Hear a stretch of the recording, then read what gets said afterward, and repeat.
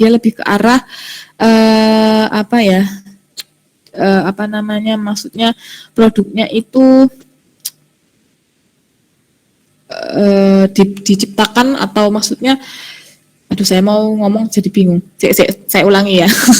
Jadi produk inovatif ini lebih ke arah strategi responsif cocoknya. Kenapa? Karena produk inovatif ini kan siklus hidupnya pendek, tidak sepanjang produk fungsional itu tadi ya.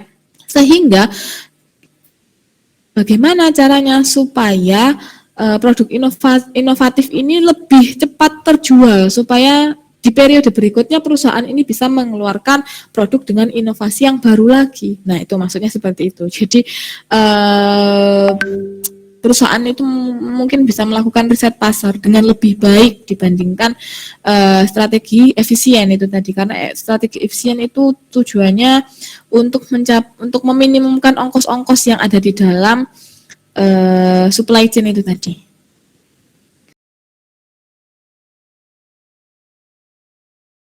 Bisa memunculkan produk-produk baru yang memang disukai oleh pelanggan. Jadi responsif itu lebih kayak dia melakukan riset pasar atau langsung mendekatkan diri pada customer lebih cepat. Jadi karena siklusnya pendek itu tadi ya, jadi harus cepat berganti, harus cepat habis juga produknya. Nah, ini ada yang namanya kesesuaian strategi atau strategic fit gitu ya. Ini artinya menciptakan kesesuaian antara karakteristik dari produk, yaitu produk fungsional dan inovatif dengan strategi supply chain efisien dan responsif gitu ya, supaya perusahaan itu bisa unggul di pasar. Jadi kalau ini lihat dari bagan di bawah sumbu X ini adalah kategori dari produknya fungsional dan inovatif, dan di sumbu Y ini adalah jenis strateginya. Strategic fit itu ada di tengah-tengah sini. Kalau teman-teman lihat gitu ya, maksudnya adalah kalau produknya fungsional betul-betul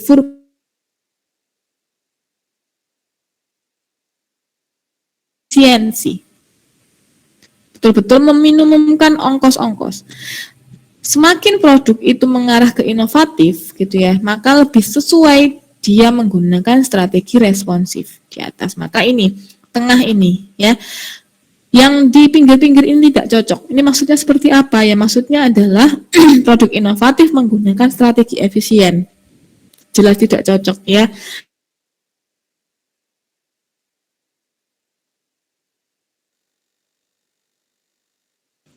Biaya produksi, biaya dari segi pengiriman pun juga nggak bisa, karena kalau produk inovatif biasanya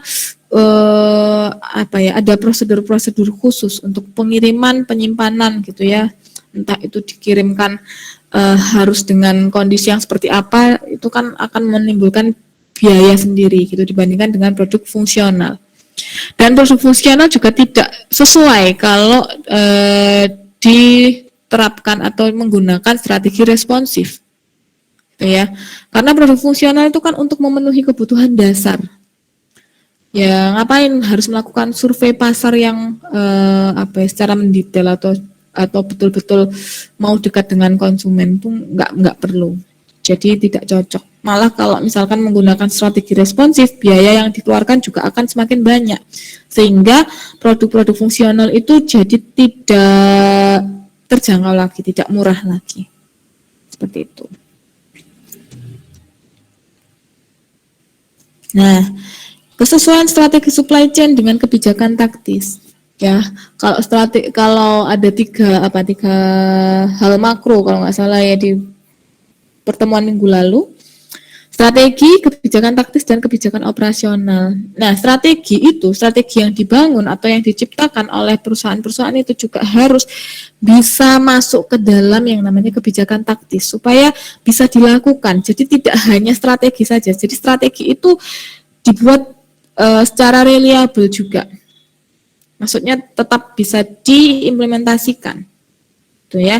Nah, apa saja kira-kira komponen kebijakan taktis yang bisa mendukung strategi supply chain, dan sebaliknya ya, strategi supply chain itu harus bisa strategi supply chain tuh harus bisa yang namanya mendukung juga kebijakan taktis gitu ya. Nah, ini ada beberapa kebijakan taktis, misalkan adalah lokasi fasilitas. Seperti kayak kebijakan atau keputusan di mana fasilitas lokasi itu akan dibangun atau didirikan. Kemudian yang kedua, bagaimana cara mengatur atau mengendalikan dari sistem produksinya. Bagaimana kebijakan-kebijakan tentang persediaan dan transportasinya seperti apa. Supplier mana yang harus dipilih, ini kaitannya dengan kebijakan pasokan. Dan kebijakan tentang pengembangan produknya. Jadi kebijakan-kebijakan taktis ini yang berperan untuk mendukung strategi supply chain itu tadi. Nah, ini ya keputusan taktis. Oh, kalau yang ini tuh keputusan taktis berdasarkan strategi efisien dan responsif itu tadi. Jadi kalau berdasarkan lokasi fasilitas, jadi keputusan taktisnya adalah lokasi fasilitas ya, maka strategi efisiennya seperti apa gitu ya. Tempatkan pabrik di daerah yang ongkos tenaga kerjanya murah. Karena efisiensi itu tadi adalah meminimumkan ongkos di segala aliran supply chain. Jadi kalau terkait lokasi fasilitas, strategi efisiensinya seperti apa? Ya menempatkan pabrik di daerah yang ongkos tenaga kerjanya murah. Sedangkan kalau yang strateginya responsif, itu carilah lokasi yang dekat pasar atau yang dekat dengan end customer. Punya akses tenaga terampil dan teknologi yang memadai. Karena responsif itu tadi ya, ingin lebih dekat dengan customernya, lebih cepat dekat dengan customernya. Kemudian dari sistem produksi, dari keputusan taktis sistem produksi, kalau strategi efisien, ini tingkat utilitas sistem produksi harus tinggi. Jadi pemanfaatan sistem produksinya itu harus tinggi. Sedangkan kalau responsif, itu sistem produksinya harus fleksibel dan ada kapasitas ekstra. Sistem produksi harus fleksibel. Baik itu dari mesin atau sumber daya manusianya harus fleksibel. Jadi tidak membuang mesin atau tidak memutuskan sumber daya manusia yang sebelumnya sudah bekerja untuk menciptakan produk sebelumnya gitu ya. Tapi juga harus harus fleksibel juga, sumber daya manusianya harus bisa mengerjakan produk dengan inovasi yang baru. Kemudian persediaan efisien itu perlu upaya meminimalisir tingkat persediaan, jadi tidak banyak persediaannya. Kemudian responsif diperlukan persediaan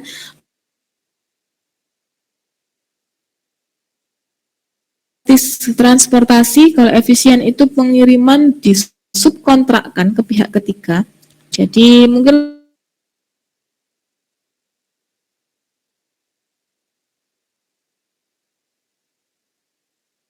transportasi cepat.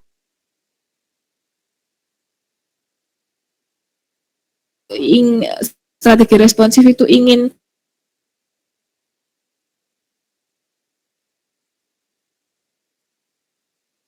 sampai kemudian dari pasokan sendiri. Kalau strategi efisien itu pilih supplier dengan harga dan kualitas sebagai kriteria utama karena untuk menekan ongkos ya. Jadi fokusnya adalah harga dan kualitas, harga murah dan kualitas yang bagus. Tapi kalau responsif itu pilih supplier berdasarkan kecepatan, fleksibilitas dan kualitas. Jadi harga itu di nomor sekian. Makanya kenapa kok iPhone itu kok mahal gitu ya? Karena dia memakai strategi responsif.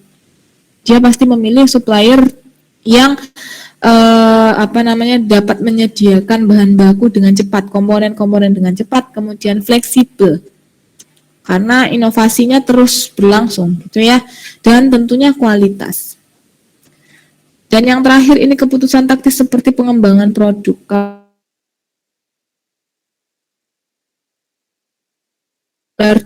Modular design itu beberapa komponen yang sama itu bisa digunakan untuk menciptakan produk yang baru. Itu yang namanya modular design. Ya, jadi komponen ABC bisa menghasilkan produk baru X. Komponen yang sama juga ABC itu bisa juga digunakan sebagai komponen tambahan untuk menciptakan produk baru lainnya yang Y. Gitu. Itu namanya modular. Dan tunggu diferensiasi produk sebisa mungkin, dan maksudnya adalah menunda diferensiasi itu perbedaan produk sebisa mungkin. Jadi kayak kalau bisa nih komponen ABC ini untuk setiap produk atau setiap inovasi produk yang dikeluarkan itu masih bisa digunakan terus. Jadi itu maksudnya. Tunda diferensiasi produk sebisa mungkin.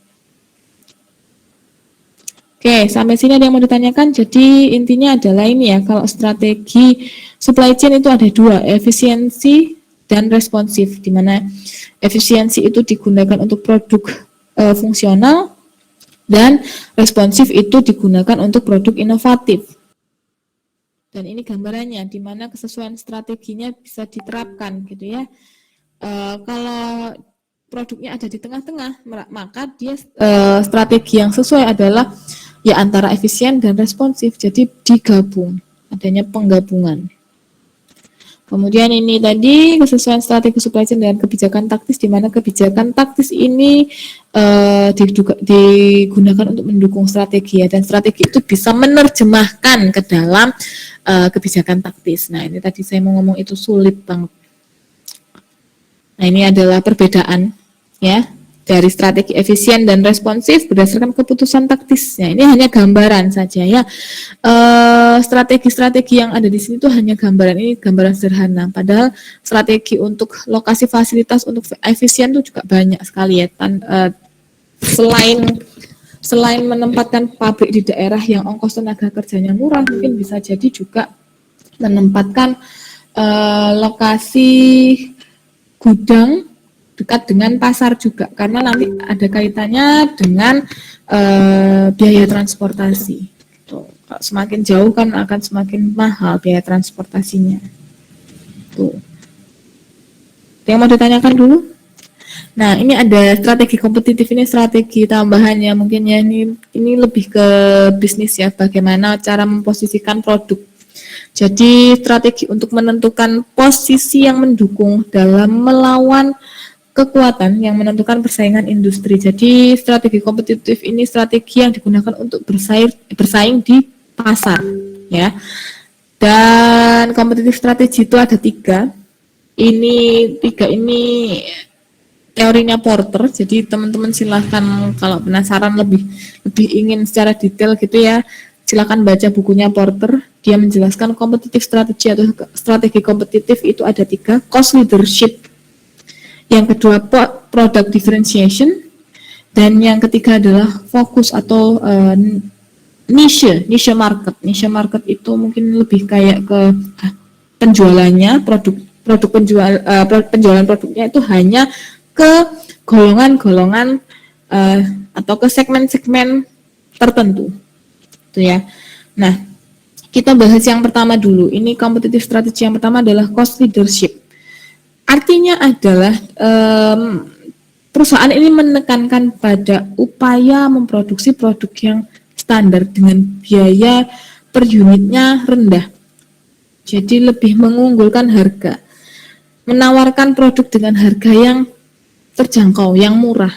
Itu namanya strategi cost leadership. Sedangkan kalau product differentiation, perusahaan itu menempatkan dirinya gitu ya dengan keunikan produk, baik itu barang maupun jasa. Jadi memungkinkan suatu perusahaan itu untuk menarik minat sebesar-besarnya dari konsumen itu berdasarkan dari produk yang dia jual. Ya, produknya itu berbeda dengan produk yang saingannya punya atau kompetitornya punya, ya, product differentiation. Dan yang terakhir adalah strategi fokus atau niche market. Niche itu NICHE, niche market. Jadi strateginya ini fokus digunakan untuk bersaing dalam suatu segmen yang lebih sempit. Jadi tertentu segmennya itu atau golongannya itu, golongan customernya itu tertentu. Jadi biasanya memang produknya tidak umum. Contohnya mungkin sepatu kulit, ya, Sebetulnya sepatu kulit itu tidak semua orang suka sepatu kulit, maka orang atau perusahaan yang hanya menciptakan sepatu kulit itu biasanya strategi yang digunakan adalah niche, unik keunikannya. Tuh, jadi jumlah customernya itu nggak banyak, hanya tertentu, ada segmennya sendiri. Dan orang-orang yang istilahnya menggemari sepatu kulit itu biasanya juga tidak terlalu melihat harga. Jadi meskipun mahal pun harganya untuk pasang sepatu mungkin 3 juta, 4 juta ya untuk sepatu kulit gitu ya, itu nggak jadi masalah karena mereka memang sudah menggemari. Kemudian mungkin apalagi barang-barang yang anime ya, barang-barang yang mungkin disukai oleh wibu ya kalau sebutannya ya. Nah itu juga termasuk niche. Mereka punya penggemarnya sendiri. Jadi orang-orang yang menjual produk-produk anime yang ada kaitannya dengan anime, dia memilih strategi niche itu tadi atau fokus. Berapapun harga yang dijual gitu ya, karena customernya itu memang sudah menggemari produk-produk yang kartun-kartun anime itu tadi, jadi harga berapapun sama mereka nggak akan menjadi masalah. Tuh. Kemudian sudah sampai sini ada yang mau ditanyakan? Ini hanya strategi tambahan ya untuk informasi teman-teman bahwa strategi itu banyak macamnya, tapi memang khusus untuk yang supply chain itu memang terkenalnya ada 2, efisien dan responsif. Bagaimana sebuah perusahaan itu menempatkan produknya dengan kedua strategi tersebut disesuaikan dengan jenis atau klasifikasi dari produknya, entah itu fungsional ataupun inovatif. Sedangkan kalau strategi kompetitif ini biasanya lebih ke bisnisnya. Untuk menentukan posisi di mana sih perusahaan ini berada, dia mau menggunakan strategi kompetitif apa, dia mau bersaing dalam hal apa, dalam hal harga kah, atau dalam hal keunikan produk, atau dalam hal ini tadi mengambil suatu segmen tertentu. Oke, ada yang mau ditanyakan? Ini sudah habis materinya sampai sini.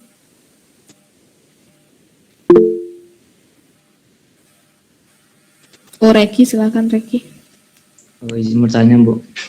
Kalau kayak sekarang kan banyak itu perusahaan startup kayak Shopee, Gojek gitu yang buat promo banyak-banyak gitu. Itu apakah masuk kompetitif strategi yang pertama gitu, Bu? Apa ada sesuatu yang lain? Bisa. Oke, kalau misalkan murah-murahan gitu ya, menawarkan banyak diskon.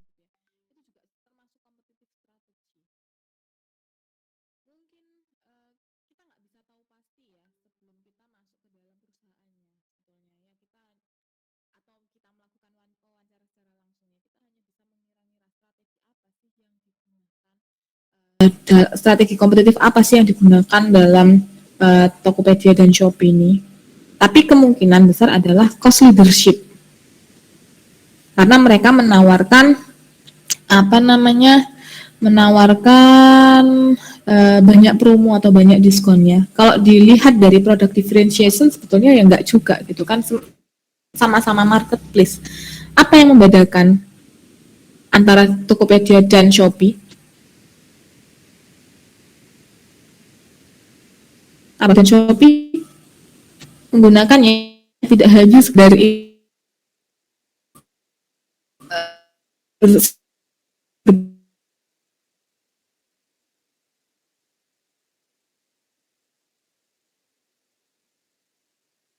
marketplace-nya ya, ini saya tanya marketplace-nya, bukan keunikan produk yang dijual di dalam, enggak, karena sudah bukan punyanya Tokopedia ataupun Shopee sendiri, tapi yang Shopee sama Tokopedia ini kan produknya adalah marketplace-nya.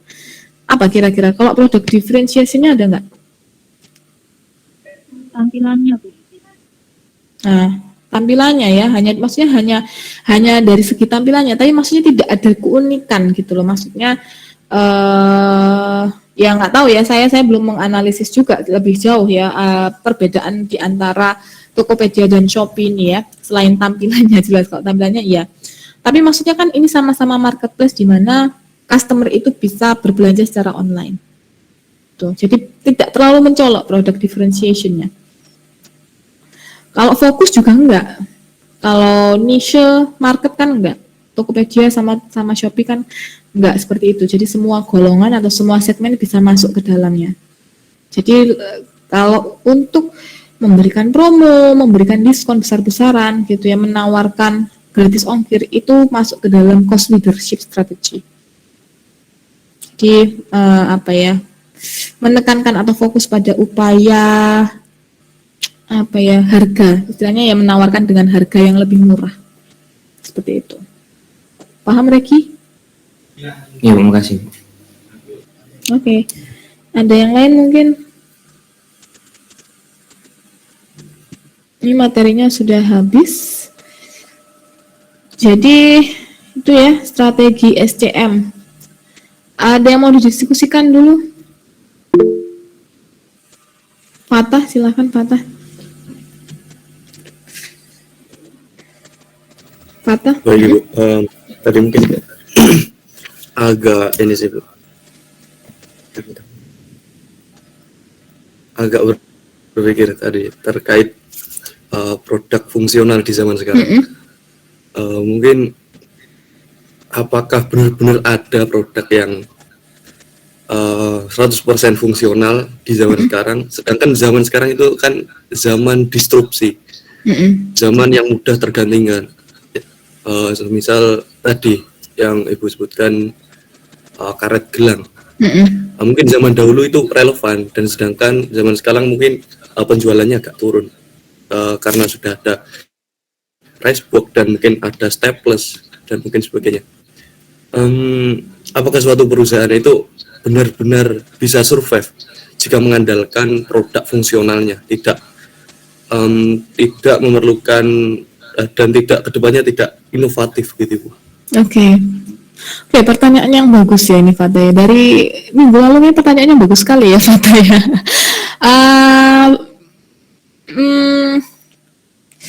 Apakah ada perusahaan yang sampai sekarang hanya menciptakan produk fungsional saja dan bisa bertahan gitu ya Fatah ya, intinya ya. Duh, kok live meeting Fatah ini. Oke, contohnya adalah contohnya karet. Ada Fatah. Jadi jawabannya ada. Jadi perusahaan karet itu sampai sekarang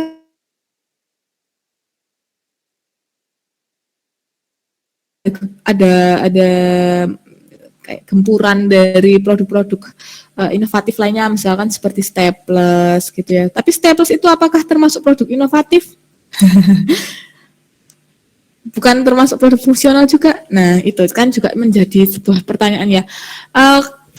Kalau ini kalau misalkan kasusnya adalah karet tadi ya, perusahaan karet ya, dan ini saya tahu betul perusahaan karet itu memang masih ada Fatah, di dekat rumah saya itu masih ada, dan itu masih ada sejak dulu sampai sekarang, dan dari dulu sampai sekarang ya hanya memproduksi karet saja Fatah.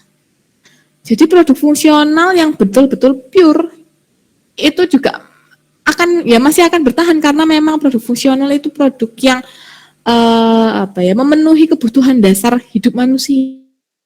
Kan seperti tisu ya Fatah, itu tisu itu termasuk produk fungsional sampai kapanpun ya nggak tahu ya, nanti di masa depan yang jauh mungkin 50 tahun lagi berganti ya, saya nggak tahu ya.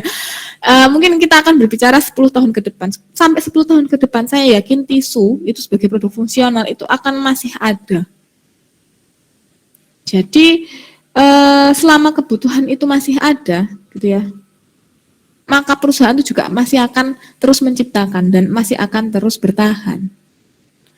Gitu. Jadi misalkan kira-kira ada nggak ya produk fungsional yang sebelumnya ada yang sekarang nggak ada? Ada nggak?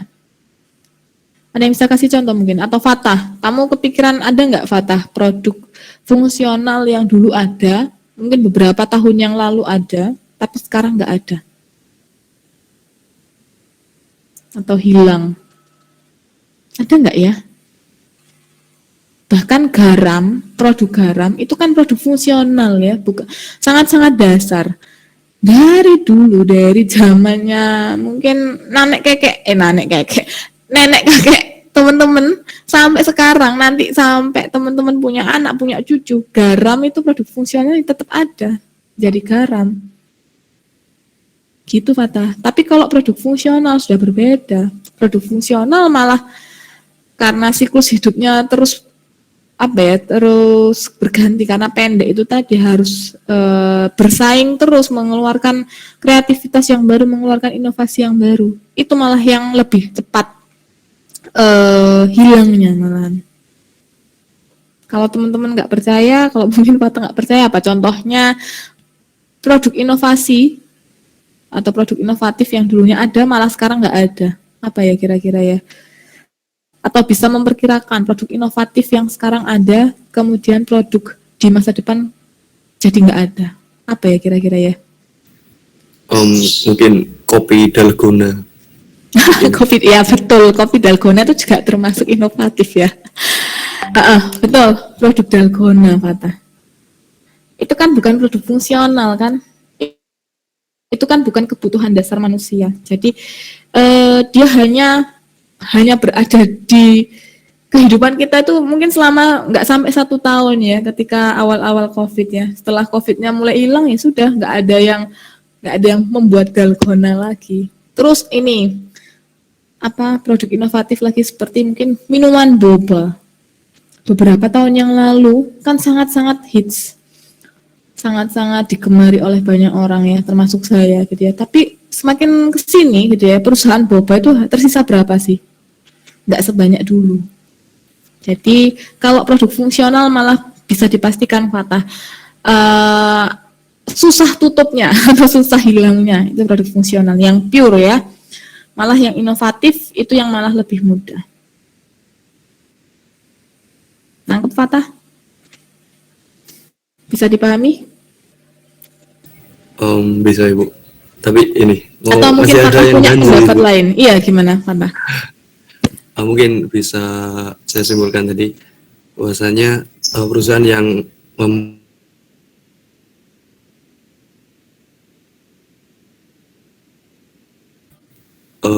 sustain atau terus bertahan, tapi untuk berkembangnya mungkin agak sulit untuk berkembangnya, untuk Iya, bisa betul. lebih besar itu terus agak sulit. Betul Butuh sekali. adanya fungsional. Misal tadi Bu, mungkin dari karet tadi, mungkin ada dana tersendiri untuk mengadakan riset-riset, misal mengadakan riset bagaimana sih karet yang aman dimakan bila mana tertelan, atau mungkin karet yang mudah didaur ulang dan sebagainya Ibu. Mungkin begitu. Oh ya, oke, bagus sekali Fatah. Betul, Fatah bilang ini ya, mungkin perusahaan dengan produk fungsional itu akan lebih lama bertahan, tapi tidak akan berkembang kecuali kalau memang mereka istilahnya menciptakan inovasi ya. Jadi kalau karet yang bisa dimakan itu sudah campuran antara produk fungsional dengan inovatif gitu ya. Tapi betul, kalau ketika perusahaan itu tidak mengeluarkan inovasi apapun gitu ya, perusahaan itu akan stuck di situ. Ya stuck itu bisa berarti ya bertahan, tapi ya tidak berkembang, ya hanya segitu aja, margin yang didapatkan juga hanya segitu-segitu saja, tidak mengalami peningkatan yang signifikan. Bahkan mungkin ya juga tidak mengalami penurunan yang signifikan sebelum adanya produk pengganti dari karet itu. Tapi kalau karet itu tadi ya seperti itu, betul Fatah. Saya setuju sama kamu Fatah. Kalau perusahaan dengan produk fungsional dan dia itu tidak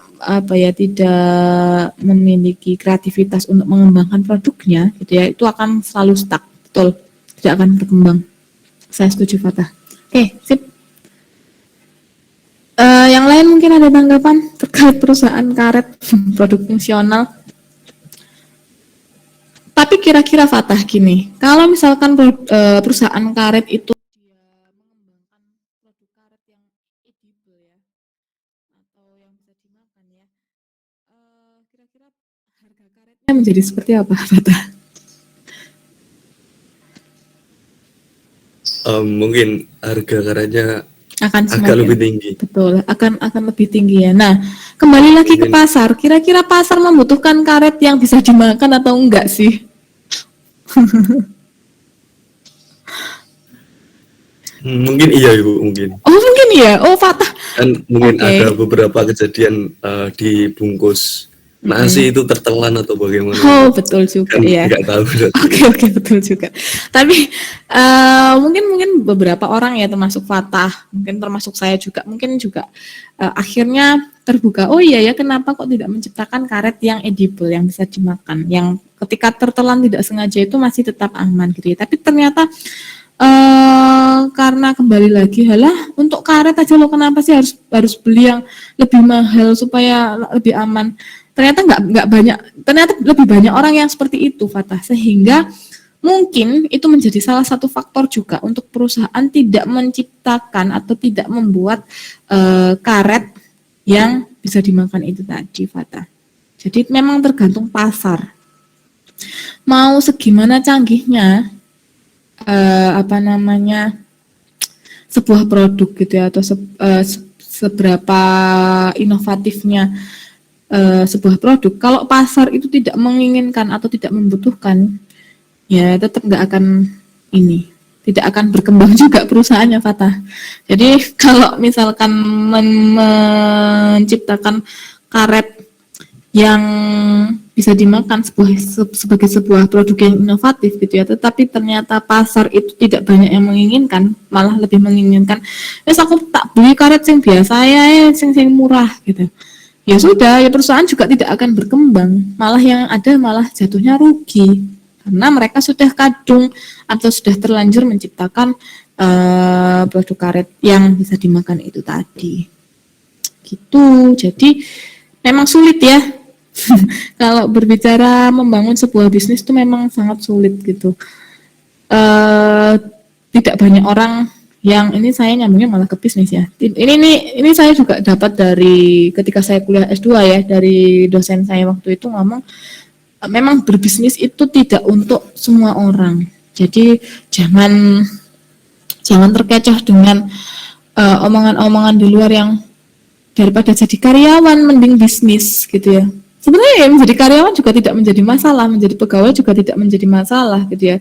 Nggak haram juga gitu ya, kecuali kalau misalkan melakukan korupsi ya, itu meskipun berbisnis pun kalau korupsi nilep uang ya akan menjadi sesuatu yang haram gitu ya, menjadi sesuatu yang tidak diperbolehkan. Tetapi kalimat yang mungkin beberapa tahun yang lalu ya, entah 3 atau 4 tahun yang lalu itu sangat-sangat gencar sekali. Ngapain jadi pegawai kalau bisa jadi bos gitu ya. Nah, bahkan apa ya, kalimat-kalimat seperti itu tuh sudah banyak masuk di pikiran orang, sehingga banyak orang yang resign dari pegawai akhirnya menjadi buka bisnis. Padahal bisnis itu tidak untuk semua orang gitu ya. Bisnis itu juga memerlukan yang namanya intuisi atau feeling gitu ya. Jadi memang berbisnis atau membuka usaha itu tidak untuk semua orang. Ya memang ada orang-orang tertentu yang punya jiwa dan minat ke situ gitu. Untuk mungkin kalian juga mendapatkan mata kuliah kewirausahaan gitu ya. Ya ketika kalian mendapatkan mata kuliah kewirausahaan suruh pura-puranya membangun sebuah bisnis, membuat proposal, kalau di kalian nggak apa ya istilahnya, tidak into atau tidak tertarik ya nggak apa-apa gitu ya. Sama seperti mata kuliah saya, kalau misalkan kalian tidak tertarik dengan mata kuliah manajemen dan lebih tertarik pada mata kuliah yang sifatnya teknis gitu ya, ya nggak apa-apa gitu, nggak jadi masalah.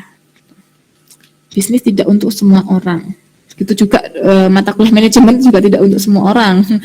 Mata kuliah Alpro juga tidak untuk semua orang gitu ya, tapi mau tidak mau karena kalian sudah masuk di dalam prodi ini ya sudah harus dijalani. Kok nyambungnya jadi kemana-mana ya? Ya sudah ya, saya rasa cukup ya. Ini melenceng kemana-mana ini jadi. Aduh, oke. Kita absen dulu, siapkan aplikasi siakat. Sebentar.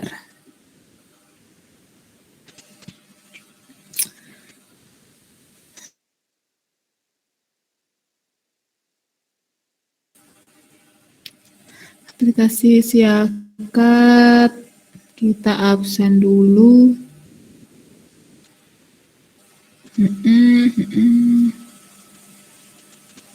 Nah nih pertemuannya.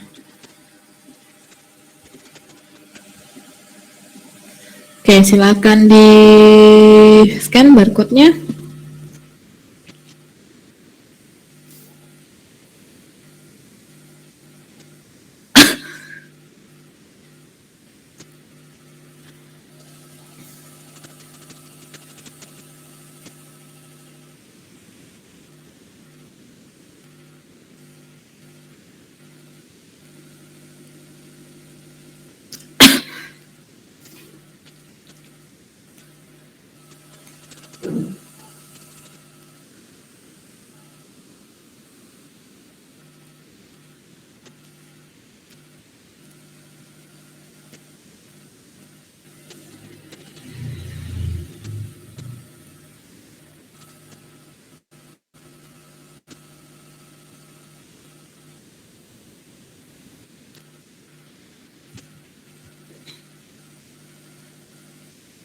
Sudah semua?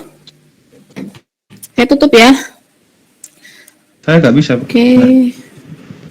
Oh, saya sudah terlanjur saya tutup ini. Nih saya panggil aja nih, kurang 6 orang kok ya. Viko, ada Viko.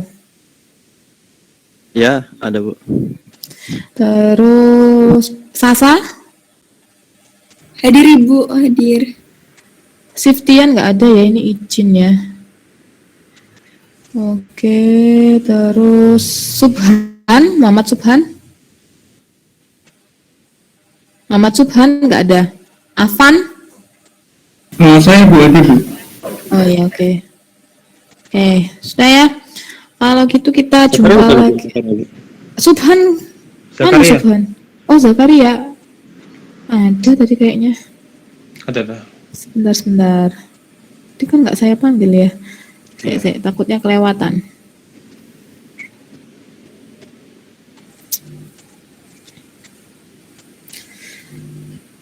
Zakaria. Oh iya kelewatan. Sorry. Alvan ada nggak Alvan? Iya Bu, saya Bu. Tidak bisa. Subhan nggak ada? Nggak ada. Ya udah. Kalau gitu kita jumpa minggu depan ya. Bu, maaf Bu. Ica Amilatul itu dari minggu pertama sampai minggu ini tuh gak bisa absen. Yang minggu pertama sampai minggu kedua karena KRS-nya belum di-approve. Tapi hadir Bu. Oh. Oke, sebentar. Minggu 1, 2 ya. Ya. Sama minggu ketiga juga hadir. Yang sekarang.